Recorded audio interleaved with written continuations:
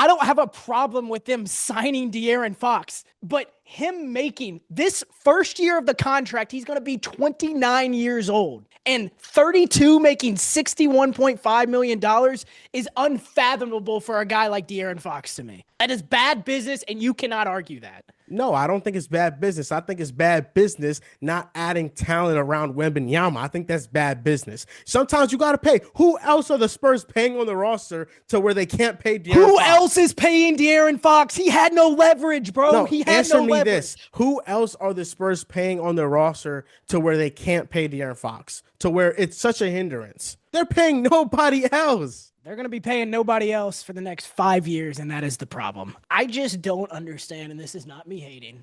I just don't understand why everyone is crowning San Antonio so fast. Can I just see something close to a winning season before they are automatically a playoff team? That's all I'm asking. It's a projection. I think people understand that the Spurs aren't a normal situation. They have a generational talent. And sometimes when you see a generational talent on a roster, you jump the gun a little bit like I did with Anthony Edwards a couple years ago. And they lost in the first round to the Memphis Grizzlies. But they made the playoffs, Joel. Yes.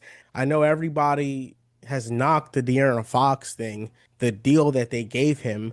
But what is the alternative? You just letting rookies develop versus adding in a real all-star already next to Victor Wembanyama. I'm not trying to undermine Wemby's hype. I'm all in on that. I'm talking about the team. And you asked what the alternative was on the Fox situation. The alternative's not giving him $200 million. I look at the rest of the league. Who else in the league makes that deal?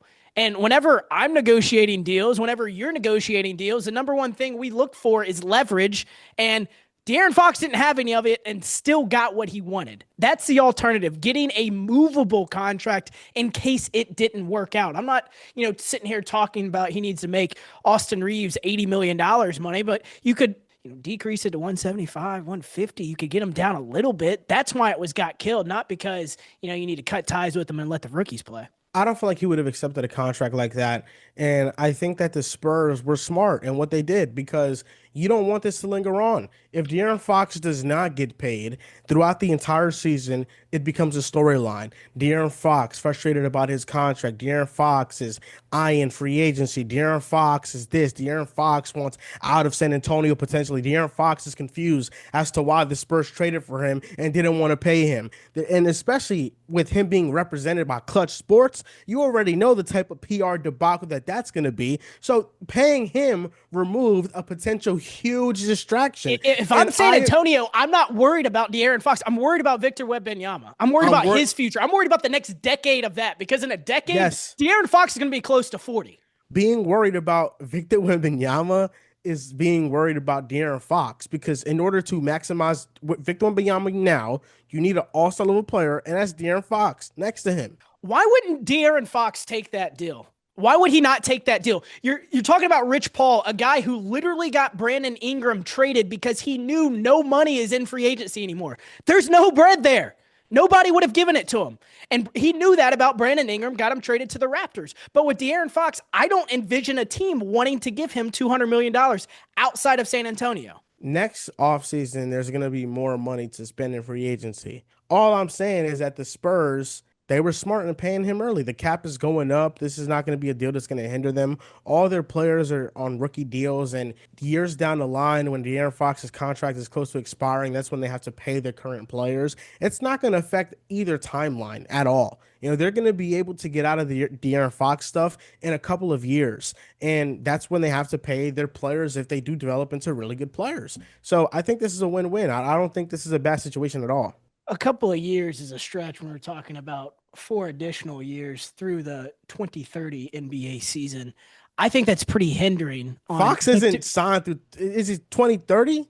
Yes, it's a 4-year, $229 million max contract extension that will secure his future with the team through the 2029-2030 NBA season. Okay, so that's about 4 seasons from now.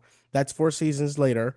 Dylan Harper's on a rookie deal, which means that he'll still be signed, if not up for contract around that time. Stephon Castle will be up for contract a year earlier than that time. I don't see how this is hindering them at all. Joel, it's 5 years from now because that doesn't kick in until the following year. We're talking about When 5 seasons from now. when is he going to be a free agent? At age 32 in 2029, he is going to be making $61.5 million. When is he going to be a free agent? What offseason? 2030, 31. He is an unrestricted free agent. Okay, I think that's fine. I think that's around the time where these other contracts for the Spurs are gonna be up, and they're still gonna have leeway to make some more moves. What if the Spurs surprise everybody and they trade for Trey Murphy, and you have De'Aaron Fox and Trey Murphy and Wemby? I mean, these moves can happen now. They are Where does closer to Dylan winning. Harper fit into this? Where? Dylan Harper fits in long term to this. That's where he fits Where in. does Stephon He was Castle fit into this? Where? Stephon Castle fits in by getting better and improving his 3-point shot and his ability to be a point of attack defender and be a valuable role player to this team.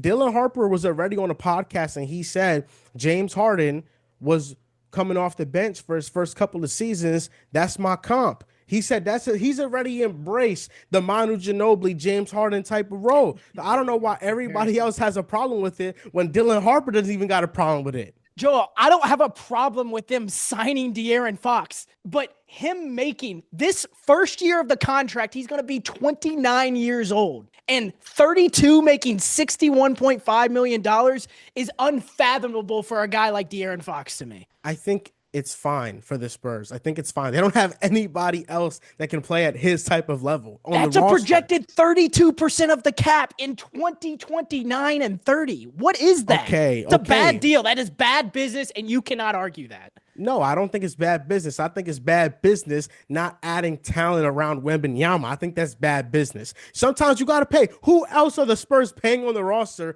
to where they can't pay De'Aaron Who Fox? else is paying De'Aaron Fox? He had no leverage, bro. No, He had answer no me leverage. this. Who else are the Spurs paying on their roster to where they can't pay De'Aaron Fox? To where it's such a hindrance? Who else are they paying? They're paying nobody else. They're going to be paying nobody else for the next 5 years, and that is the problem. I'm just saying 32% of the cap. Could we have made that like 22? Do free agents even go to San Antonio? No, they don't. Free agency's acquire- dead. De'Aaron Fox, nobody is giving him $229 million next summer. I would bet my life on that. So you are lower on the Spurs because of De'Aaron Fox's deal? Yes. Over the next not. few years, yes. I'm not. I think this is great for them. No matter what team Wemby is on, they're going to be a playoff contender, but I'm talking about ultimate championship success. You know, like we're talking about with an Oklahoma City Thunder team, it will hinder them over the next 5 years. We saw De'Aaron Fox in the playoffs average 29. Did he lose that series? He lost, but he played amazing. He played great. He lost in 7 games, Yeah. and he was amazing. He was otherworldly. I mean, I just feel like there's a lot of nitpicking for the Spurs when they're not paying nobody. The outside of Fox, the highest value contract is Devin Vassell. Luke Cornett got to overpay as well. He got $10 million per year. Yep. Luke Cornett, you get paid. How much? $10 million We don't give per a fuck. year? You know, you got no leverage either. Oh no, that's nothing. That's nothing. Come on, let's